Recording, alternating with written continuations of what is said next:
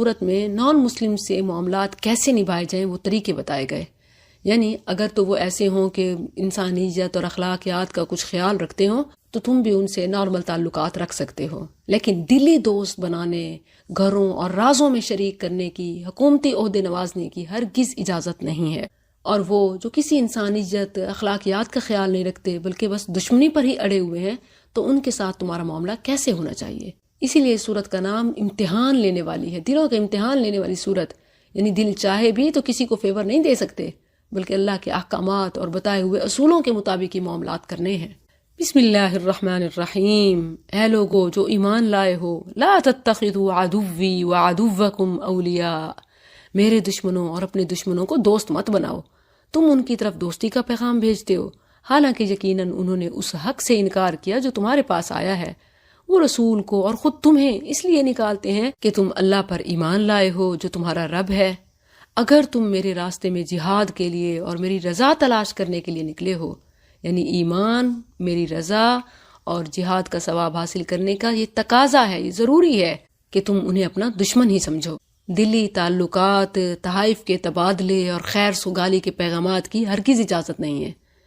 تسرون الیہم بالمودہ، تم ان کی طرف چھپا کر دوستی کے پیغام بھیجتے ہو، حالانکہ میں زیادہ جاننے والا ہوں جو کچھ تم نے چھپایا اور جو تم نے ظاہر کیا. اور تم میں سے جو کوئی ایسا کرے تو یقیناً وہ سیدھے راستے سے بھٹک گیا. اب یہ صورت مسلم حکمرانوں کو ضرور سمجھنی پڑنی چاہیے، کیونکہ اس میں غیر ملکی انٹرنیشنل افیئرز کے مینر سکھائے گئے ہیں کہ غیر مسلموں سے کیسے تعلقات رکھنے ہیں، کس حد تک رکھ سکتے ہیں.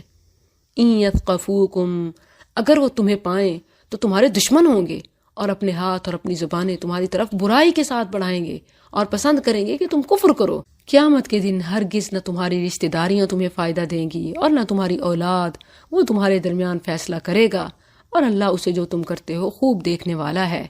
یقیناً تمہارے لیے ابراہیم اور ان لوگوں میں جو اس کے ساتھ تھے ایک اچھا نمونہ تھا، جب انہوں نے اپنی قوم سے کہا کہ بے شک ہم تم سے اور ان تمام چیزوں سے بری ہیں جنہیں تم اللہ کے سوا پوجتے ہو. ہم تمہیں نہیں مانتے اور ہمارے درمیان اور تمہارے درمیان ہمیشہ کے لیے دشمنی اور بغض ظاہر ہو گیا، یہاں تک کہ تم اس اکیلے اللہ پر ایمان لاؤ. مگر ابراہیم کا اپنے باپ سے کہنا، یعنی یہ تمہارے لیے نمونہ نہیں کہ بے شک میں تیرے لیے بخشش کی دعا ضرور کروں گا اور میں تیرے لیے اللہ سے کسی چیز کے دلوانے کا مالک نہیں ہوں. اے ہمارے رب، ہم نے تجھی پر بھروسہ کیا اور تیری ہی طرف رجوع کیا اور تیری ہی طرف لوٹ کر آنا ہے. اے ہمارے رب، ہمیں ان لوگوں کے لیے آزمائش نہ بنا جنہوں نے کفر کیا، اور ہمیں بخش دے. اے ہمارے رب، یقیناً تو ہی سب پر غالب، کمال حکمت والا ہے. بڑی بہترین قرآنی دعائیں ہیں، دلوں کی ترجمانی، قبولیت کے الفاظ. لقد کان لکم، بلا شبہ یقیناً تمہارے لیے ان میں اچھا نمونہ تھا اس شخص کے لیے جو اللہ اور یوم آخرت کی امید رکھتا ہے. اور جو کوئی منہ پھیرے تو یقیناً اللہ ہی وہ ذات ہے جو بے پرواہ ہے، تمام تعریفوں کے لائق ہے. قریب ہے کہ اللہ تمہارے درمیان اور ان لوگوں کے درمیان جن سے تم ان میں سے دشمنی رکھتے ہو دوستی پیدا کر دے، اور اللہ بہت قدرت رکھنے والا ہے. واللہ غفور الرحیم. یہ اس لیے کہ اللہ نے جو اخلاقیات اور انسانیت کا درس دیا یہ بھی تمہارے فائدے کے لیے. ہو سکتا ہے کہ کل کو مسلمان ہو جائیں اور دلوں میں محبتیں آ جائیں. شاعر کہتا ہے کہ محبوب سے بھی اتنی محبت نہ کر کہ کبھی شرمندگی اٹھانی پڑے اور وہی تمہارے لیے تمہارا دشمن بن جائے، اور دشمن سے بھی اتنی نفرت نہ کر، ہو سکتا ہے کہ کل کو وہی تمہارا محبوب بن جائے.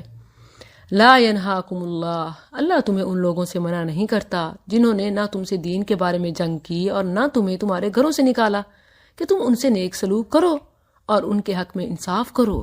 یقیناً اللہ انصاف کرنے والوں سے محبت کرتا ہے. یہ اس لیے بھی ضروری ہے تاکہ وہ مسلمان ہوں. اللہ تو تمہیں انہی لوگوں سے منع کرتا ہے جنہوں نے تم سے دین کے بارے میں جنگ کی اور تمہیں تمہارے گھروں سے نکالا اور تمہارے نکالنے میں ایک دوسرے کی مدد کی کہ تم ان سے دوستی کرو. یعنی اس سے اللہ نے منع فرمایا ہے، اور جو ان سے دوستی کرے گا تو وہی لوگ ظالم ہیں. اے لوگو جو ایمان لائے ہو، جب تمہارے پاس مومن عورتیں ہجرت کر کے آئیں تو ان کی جانچ پڑتال کرو. یعنی کسی کے ظاہر کو دیکھ کر اس پر فتوی بازی نہیں کرنی چاہیے. اللہ ان کے ایمان کو زیادہ جاننے والا ہے. پھر اگر تم جان لو کہ وہ مومن ہیں تو انہیں کفار کی طرف واپس نہ کرو. نہ یہ عورتیں ان کے لیے حلال ہیں اور نہ وہ کافر ان کے لیے حلال ہوں گے، اور انہیں دے دو جو انہوں نے خرچ کیا ہے، اور تم پر کوئی گناہ نہیں کہ ان سے نکاح کر لو جب انہیں ان کے مہر دے دو. مدینہ میں نبی صلی اللہ علیہ وسلم کے پاس مکہ کے کافروں کے گھروں کی کچھ عورتیں آ گئیں.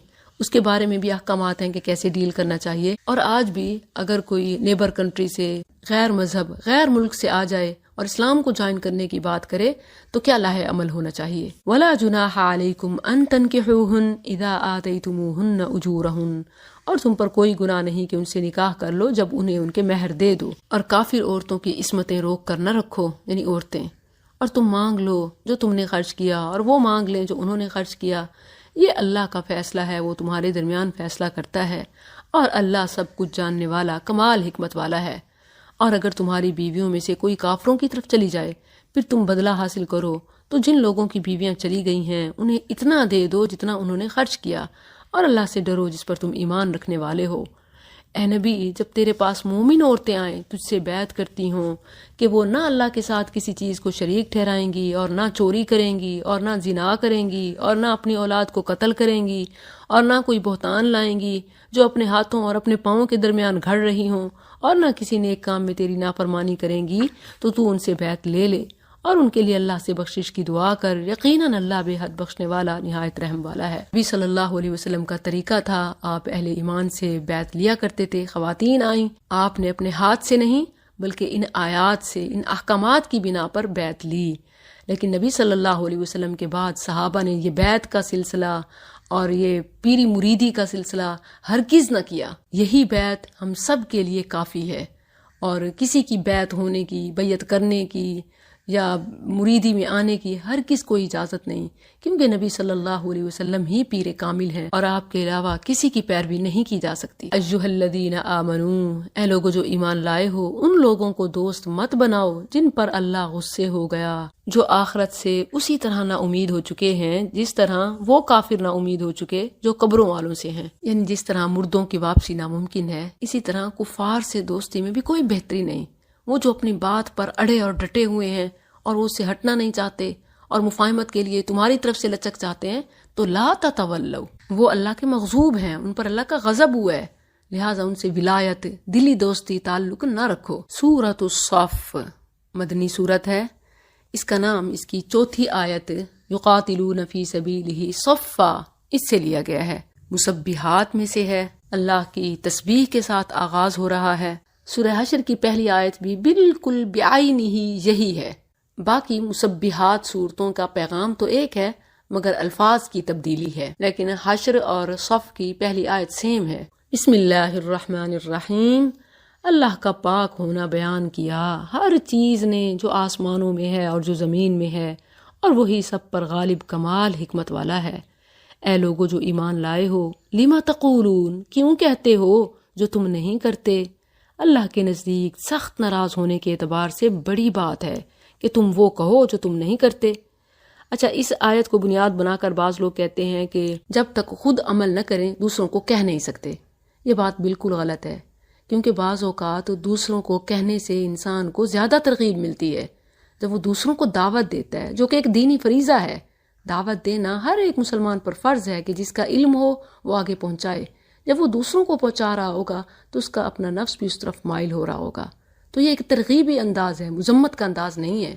ہاں تب کہ جب صرف دوسروں کو کہے، امپلیمنٹس دوسروں پہ کرے، توقعات دوسروں سے رکھے اور خود بالکل اس کا الٹ ہی کرتا رہے اور اپنے نفس کو اس کی دعوت نہ دے، تو پھر مذمت ہے. ان اللہ یحب الذین، بلا شبہ اللہ ان لوگوں سے محبت کرتا ہے جو اس کی راہ میں صف باندھ کر لڑتے ہیں، جیسے وہ ایک سیسا پلائی ہوئی عمارت ہوں. اور جب موسیٰ نے اپنی قوم سے کہا، اے میری قوم، تم مجھے کیوں تکلیف دیتے ہو، حالانکہ یقیناً تم جانتے ہو کہ میں تمہاری طرف اللہ کا رسول ہوں. پھر جب وہ ٹیڑھے ہو گئے تو اللہ نے ان کے دل ٹیڑھے کر دیے، اور اللہ نافرمان لوگوں کو ہدایت نہیں دیتا. اور جب عیسیٰ بن مریم نے کہا، اے بنی اسرائیل، بلا شبہ میں تمہاری طرف اللہ کا رسول ہوں، اس کی تصدیق کرنے والا ہوں جو مجھ سے پہلے تورات کی صورت میں ہے، اور ایک رسول کی بشارت دینے والا ہوں جو میرے بعد آئے گا، اس کا نام احمد ہے. پھر جب وہ ان کے پاس واضح نشانیاں لے کر آیا تو انہوں نے کہا، یہ کھلا جادو ہے، اور اس شخص سے زیادہ ظالم کون ہے جو اللہ پر جھوٹ باندھے جبکہ اسے اسلام کی طرف بلایا جا رہا ہو. اور اللہ ظالم لوگوں کو ہدایت نہیں دیتا. وہ چاہتے ہیں کہ اللہ کے نور کو اپنے منہوں کے ساتھ بجھا دیں، اور اللہ اپنے نور کو پورا کرنے والا ہے اگرچہ کافر لوگ ناپسند کریں. هو الذی ارسل رسولہ بالہدی ودین الحق لیظہرہ علی الدین کلہ ولو کرہ المشرکون. وہی ہے جس نے اپنے رسول کو ہدایت اور دین حق کے ساتھ بھیجا تاکہ اسے تمام دینوں پر غالب کر دے، اگرچہ مشرک لوگ ناپسند کریں۔ اے لوگو جو ایمان لائے ہو، کیا میں تمہاری ایسی تجارت کی طرف رہنمائی کروں جو تمہیں دردناک عذاب سے بچا لے؟ تم اللہ اور اس کے رسول پر ایمان لاؤ اور اپنے مالوں اور اپنے جانوں کے ساتھ اللہ کی راہ میں جہاد کرو، یہ تمہارے لیے بہتر ہے اگر تم جانتے ہو۔ وہ تمہیں تمہارے گناہ معاف کر دے گا اور تمہیں ایسے باغوں میں داخل کرے گا جن کے تلے نہریں بہتی ہیں، اور رہنے کی پاکیزہ جگہوں میں جو ہمیشہ رہنے کے باغوں میں ہے۔ یہی بہت بڑی کامیابی ہے۔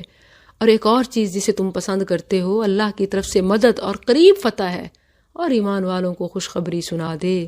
جہاد صرف آخرت کی جنت کی ضمانت نہیں بلکہ دنیا کی بھی جنت ہونے کی بشارت ہے، یعنی اللہ تمہیں کثرت، وسعت، فتوحات، غنائم سے نوازے گا۔ اے لوگو جو ایمان لائے ہو، کونو، ہو جاؤ، انصار اللہ، اللہ کے مددگار۔ مگر ہوتے نہیں؟ مسجد بن رہی ہو، مدرسہ بن رہا ہو، عمل کی بات ہو، دین کی بات ہو، راہ میں روڑے اٹکانے والے ہیں۔ کونو انصار اللہ، اللہ کے مددگار بن جاؤ۔ جس طرح عیسیٰ بن مریم نے حواریوں سے کہا، اللہ کی طرف میرے مددگار کون ہیں؟ حواریوں نے کہا، ہم اللہ کے مددگار ہیں۔ تو بنی اسرائیل میں سے ایک گروہ ایمان لے آیا اور ایک گروہ نے کفر کیا۔ پھر ہم نے ان لوگوں کو جو ایمان لائے تھے ان کے دشمنوں کے خلاف مدد کی، فَأَصْبَحُوا ظَاهِرِينَ، تو وہ غالب ہو گئے۔ ہمیں اگر اپنی جان، مال، اولاد، ملک، قوم، ملت میں ترقی چاہیے تو وہ دین کی سربلندی میں ہے، دین کی نصرت میں ہے، دین کا کام کرنے میں ہے۔ جب ہم دین کے لیے وقت نکالتے ہیں، اللہ ہمارے وقت میں برکت ڈال دیتا ہے اور خود ہمارا مددگار بن جاتا ہے۔ سورۃ الجمعہ یہ ہجرت مدینہ کے 7ویں سال نازل ہوئی، مسبحات میں سے ہے۔ جمعہ کا لفظ جمع ہونے سے نکلا ہے، اور مسلمانوں کا عبادت کے لیے مسجد میں ہفتے کے ایک خاص دن یعنی جمعے کے دن جمع ہونا یہ اتحاد کی علامت ہے، پھر رب کی محبت پانے کا بھی ذریعہ ہے، اور رب کی محبت دنیا آخرت کی کامیابی ہے۔ سورہ صف کا بھی یہی پیغام تھا، صف بندی، اتحاد، صفن کا انہم بنیان مرصوص، اور اس میں بھی نماز جمعہ کے اجتماع کی بات ہے جو کہ اتحاد کا مظہر ہے۔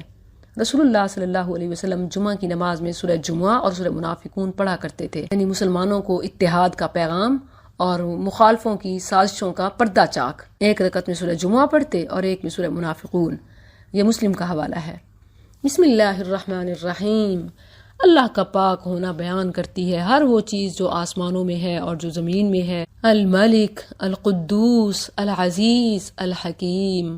وہی ہے جس نے ان پڑھوں میں ایک رسول انہی میں سے بھیجا جو ان کے سامنے اس کی آیات پڑھتا ہے اور انہیں پاک کرتا ہے اور انہیں کتاب اور حکمت سکھاتا ہے، حالانکہ بلا شبہ وہ اس سے پہلے یقیناً کھلی گمراہی میں تھے۔ اور ان میں سے کچھ اور لوگوں میں بھی آپ کو بھیجا جو ابھی تک ان سے نہیں ملے، اور وہی سب پر غالب کمال حکمت والا ہے۔ یہ اللہ کا فضل ہے، وہ اسے اس کو دیتا ہے جسے چاہتا ہے، اور اللہ بہت بڑے فضل والا ہے۔ ان لوگوں کی مثال جن پر تورات کا بوجھ رکھا گیا کیونکہ انہوں نے اسے بوجھ ہی سمجھا، پھر انہوں نے اسے نہیں اٹھایا یعنی نہیں پڑھا، عمل کیا۔ گدھے کی مثال کیسی ہے جو کئی کتابوں کا بوجھ اٹھائے ہوئے ہے مگر پتہ نہیں ہوتا کہ علم ہے کہ بوجھ ہے۔ ان لوگوں کی مثال بری ہے جنہوں نے اللہ کی آیات کو جھٹلا دیا، اور اللہ ظالم لوگوں کو ہدایت نہیں دیتا۔ کہہ دے اے لوگو جو یہودی بن گئے ہو، اگر تم نے گمان کر رکھا ہے کہ تم ہی اللہ کے دوست ہو دوسرے لوگوں کے